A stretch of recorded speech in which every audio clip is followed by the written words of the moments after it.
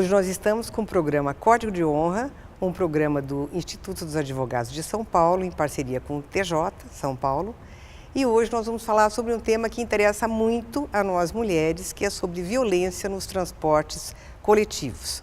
A doutora Tatiane Moreira Lima é formada pela PUCamp e fazendo mestrado em medicina, que é uma coisa surpreendente, não é? E a doutora Tatiane vai abordar essa questão muito importante. Ela é uma das idealizadoras da campanha Juntos podemos parar o abuso sexual nos transportes. Obrigada pelo convite, muito obrigada, muito feliz de estar conversando com vocês. Olha, que agradecemos. Sim, e assim, trabalho já há bastante tempo com violência doméstica e percebia que havia necessidade realmente de um tratamento diferenciado e específico para as mulheres que transitam nos transportes públicos. Dados do Datafolha revelam que 86% das mulheres já sofreu algum tipo de abordagem inadequada nos meios de transporte, nos seus traslados cotidianos. 86%? 86% dados do Datafolha. Todas, então, assim, quase todas as mulheres, a gente pode falar que um número bastante significativo. Então, o TJ encampou essa campanha e foi uma iniciativa do TJ para que nós reuníssemos instituições e pessoas na defesa da mulher. Foram, no total, 15 instituições, OAB, Ministério Público, Polícia Militar, Polícia Civil, enfim, todas as empresas de transporte da cidade de São Paulo, que é a maior cidade da América Latina, e que transporta, juntas essas empresas, 10 milhões de usuários por dia. Considerando que nós, mulheres, somos 51% da população, 5 milhões de mulheres ao dia que transitam pelos transportes coletivos. E algo precisava ser feito. Com certeza. Então, o Tribunal de Justiça, de forma bastante inovadora, nos deu todo o auxílio e foi o responsável por reunir todas essas instituições para que a gente fale a mesma linguagem, para que todos juntos possamos ajudar essas mulheres. E foi muito interessante porque a ideia foi muito bem recebida, foi a equipe de marketing do tribunal que idealizou a campanha, que realizou essa campanha, e nós apresentamos as peças para as empresas de transporte e todas assim aderiram imediatamente, adoraram e se sentem muito fortalecidas também com a presença das autoridades. E a ideia que a gente quer passar é essa, que tanto as empresas de transporte como as mulheres não estão sozinhas. A gente, embora transite num transporte com diversas pessoas, a mulher ela se sente sozinha naquele momento. E muitas vezes as pessoas que estão em volta até veem aquela situação, mas não fazem nada, se omitem. Então, um dos motes da campanha é esse. A omissão também é violência. Quando as pessoas em volta se omitem, elas escolhem um lado, que é o lado do abusador. Exatamente. Então, nós precisamos todos juntos nos unirmos contra o abuso sexual. Com certeza. E quais são as ações dessa campanha, Tatiane? Essa campanha, ela foi muito pensada em 3 eixos. Primeiro, houve uma sensibilização de mais de 1.000 funcionários das empresas de transporte da cidade de São Paulo. Vocês fizeram está sendo dado um treinamento? Foi treinamento no mês todo de julho. De 2017 agora. Julho passado, de 2017.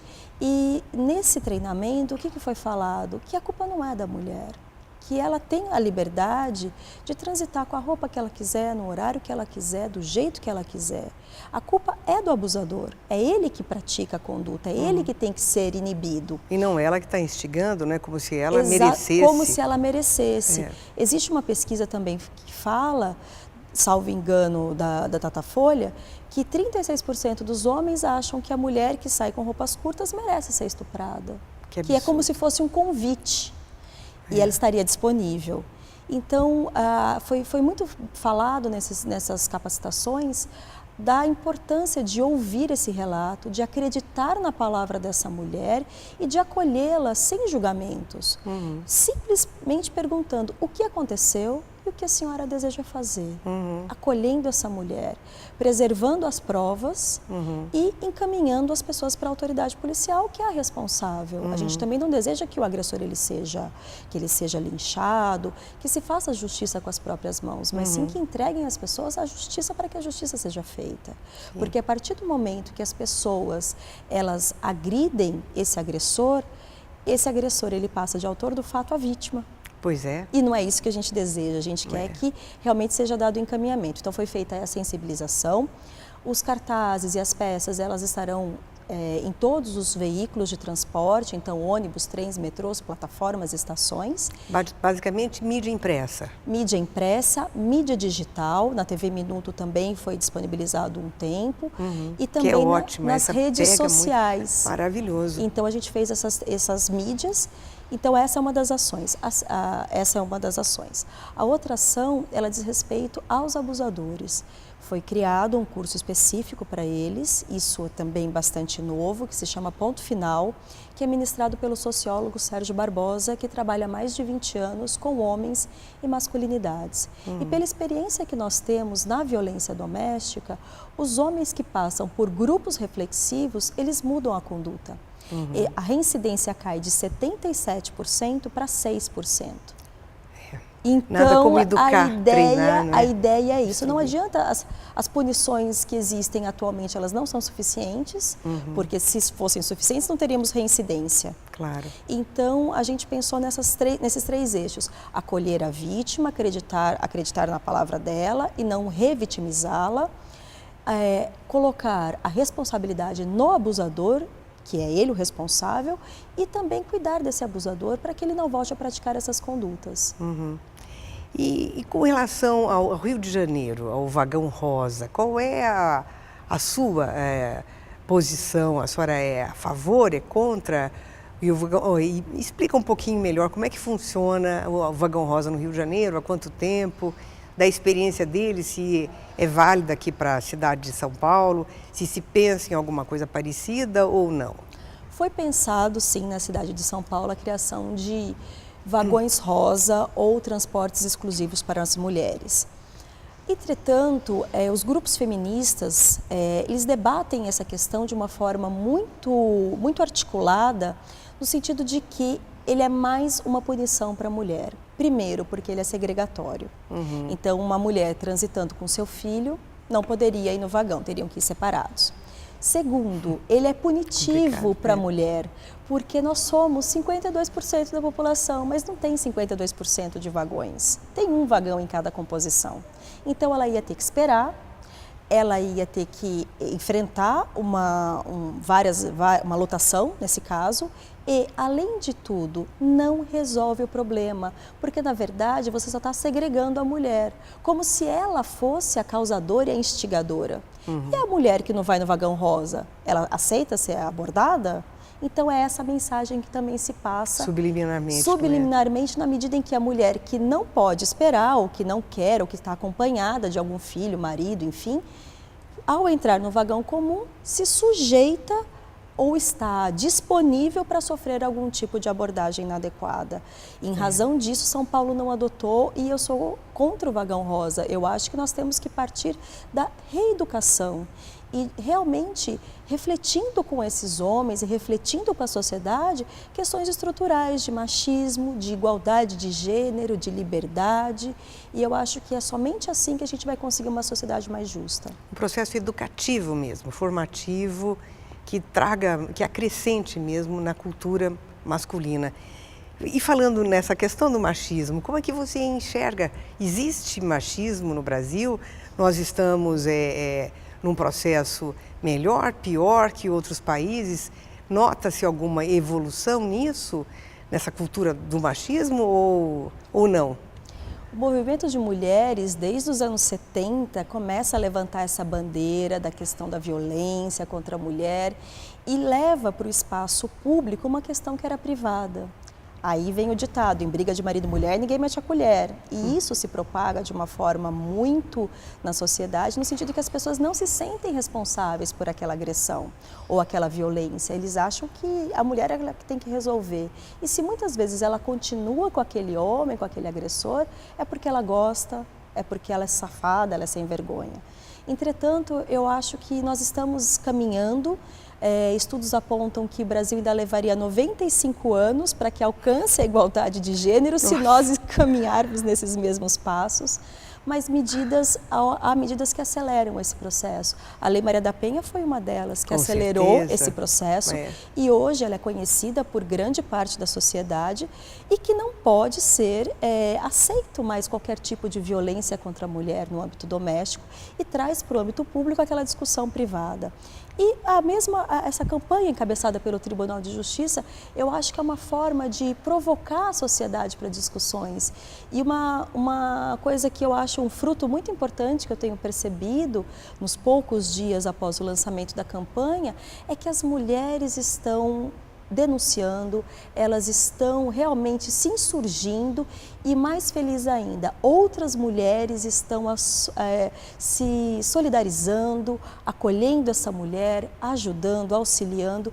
Então eu acho que isso é um caminhar, envolve questões de gênero desde a infância, de tratar igualmente meninos e meninas, mas é um processo lento e eu acredito que nós estamos avançando, sim. É um processo de empoderamento da mulher que é lento, mas ele é importantíssimo e tem que acontecer na sociedade. É o que se espera de uma sociedade, de uma civilização, não é? Exatamente. Na verdade, é só tratar o feminismo ou os movimentos em si. Na verdade, nós queremos acabar com essa diferença estrutural de poder que existe entre homens e mulheres. Nós temos que trabalhar pela equidade, que homens e mulheres tenham os mesmos direitos e deveres, que as mulheres possam ganhar de forma igual que os homens, que trabalhem a mesma quantidade de horas, enfim. E isso a gente começa lá de trás, criando os meninos. É interessante notar que, por exemplo, os meninos, eles não podem expressar sentimentos, eles não podem chorar. E quando eles choram, eles são chamados de quê? Mulherzinha. E a gente aprende desde muito pequeno que mulherzinha é algo pejorativo, é um xingamento. Então, quando a gente começa a pensar nisso, a gente começa a pensar em educação. E somente através da educação é que a gente consegue uma mudança mesmo.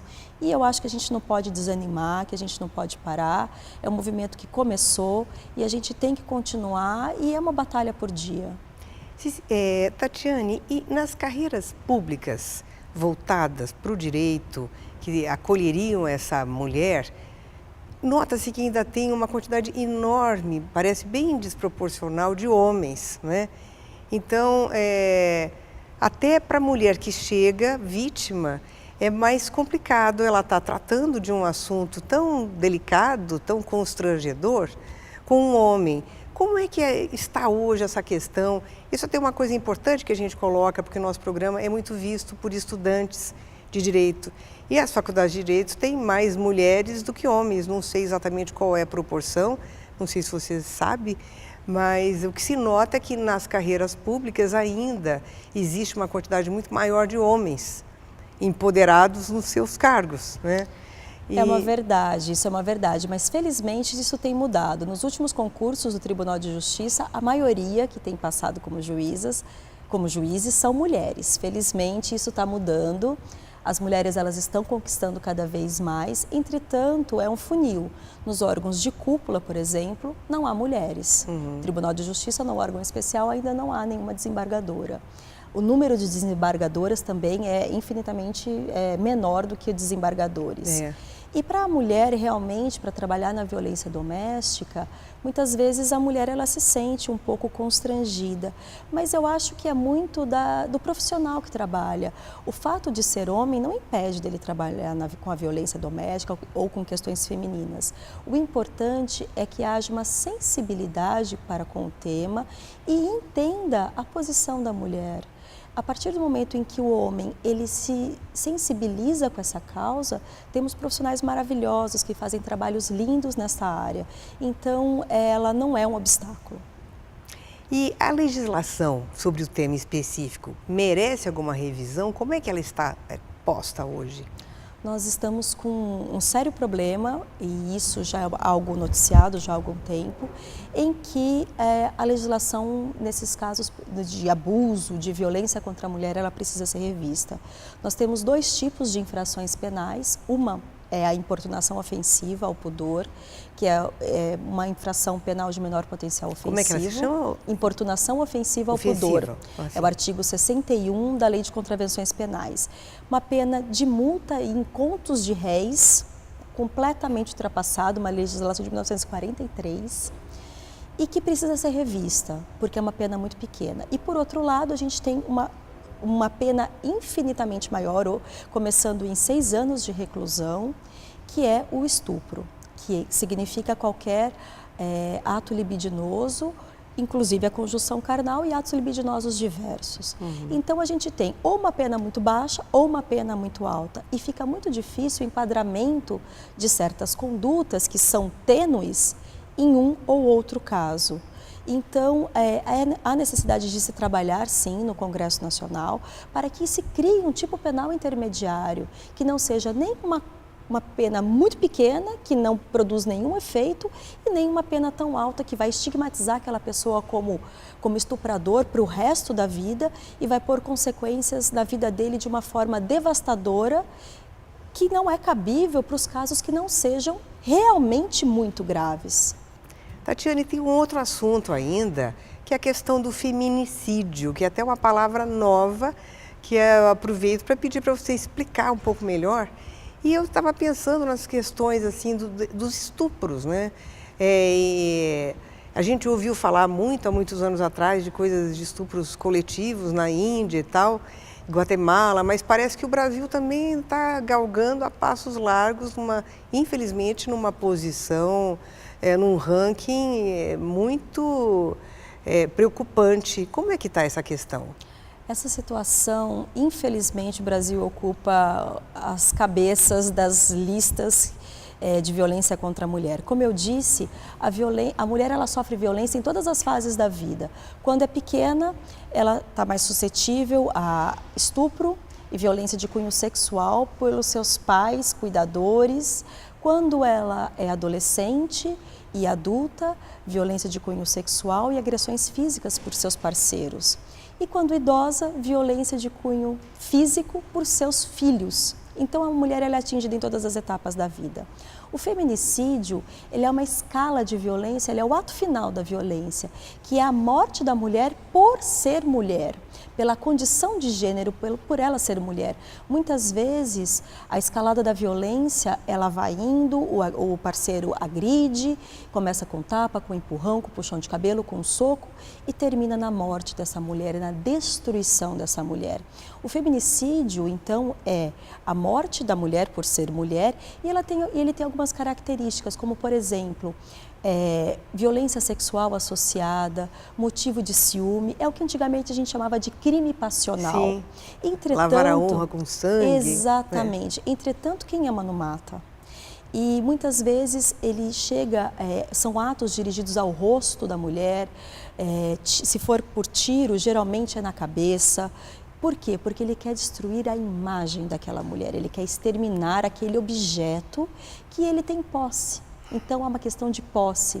E com relação aos estupros coletivos, que antigamente a gente achava que isso acontecia na Índia ou em outros países de cultura islâmica, entretanto, não é mais uma exclusividade deles, infelizmente. O Brasil, este ano registrou diversos casos de estupro coletivo e também de feminicídio. No feminicídio, nós somos o 5º país, numa posição de 84 países pesquisados. Estamos atrás de países da África, enfim, com um grau de desenvolvimento muito menor. E a gente precisa discutir sobre isso, nós precisamos cada vez mais empoderar as mulheres para que saiam dos relacionamentos abusivos e, mais do que isso, nós precisamos também cuidar desses homens para que eles não voltem a repetir essas condutas, porque de nada adianta empoderar uma mulher, ela deixa esse relacionamento e esse homem vai constitui um novo relacionamento, vai bater em outra mulher. Então, se a gente não atuar também nas masculinidades e nas questões de gênero com os homens, esse trabalho ele é inócuo. Então, a gente precisa trabalhar em 3 eixos. A mulher, para que ela se empodere e saia de relações abusivas e violentas. O homem, para que ele deixe de praticar esses atos. E as crianças que presenciam esses atos violentos. Há estudos que apontam que crianças que veem os pais se agredindo, eles apresentam um nível de estresse igual a um soldado que volta da guerra. É muito triste. E aí isso dificulta o aprendizado e traz uma série de questões comportamentais na escola. Então, a gente precisa trabalhar esses 3 eixos para que haja realmente uma paz social e que a nossa sociedade seja livre de violência. E trabalhar a paz social é uma questão tão importante e tão difícil, não é? Como é que você vai trabalhar a paz social, educar esse homem na prática, no dia a dia? É uma coisa que tem que estar nas escolas, tem que estar permeando toda a sociedade. A gente tem que começar com os pequenos, não tem outra solução. É começar com a educação das crianças e hoje os homens adultos é tentar fazer com que eles reflitam sobre as masculinidades. Essa é a única forma, não temos outra escapatória. Ou a gente usa esse momento, que está sendo um momento muito oportuno de virada, que esse tema virou um tema muito atrativo, com apelo muito sensível da sociedade, ou então a gente deixa passar isso e continua em retrocessos. Bom, eu acho que a gente praticamente esgotou esse tema, mas é um tema tão rico para se tratar, mas infelizmente a gente não tem todo o tempo do mundo. Você é nossa convidada permanente para vir até aqui para debater esses assuntos. E eu, de qualquer forma, se você puder fazer alguma colocação final, tem mais alguma coisa que poderia, que ficou faltando para a gente tratar nesses rápidos minutos que a gente tratou agora? Eu fico muito feliz pelo convite, eu agradeço e me coloco à disposição para outros, quantos mais forem necessários, porque eu acho que nós precisamos sim falar de temas relacionados à mulher, da violência que ela sofre todos os dias, rotineiramente, em todas as fases da vida, porque a violência ela é um fenômeno perversamente democrático, atinge nós todas, em todas as fases da vida, em todas as classes sociais. Eu gostaria de deixar um recado para todos que assistem, que acessem o site do Tribunal de Justiça para obter mais informações sobre a campanha Juntos Podemos Parar o Abuso Sexual e que tirem dúvidas e que divulguem, compartilhem nas redes sociais os vídeos para que nós possamos nos unir contra esse tema que é tão importante e tão caro para a nossa sociedade. Eu agradeço muito e me coloco à inteira disposição. Muito obrigada, Tatiane, em nome do Tribunal de Justiça e do Instituto dos Advogados. Nós só temos a agradecer e reiterar o convite. Obrigada.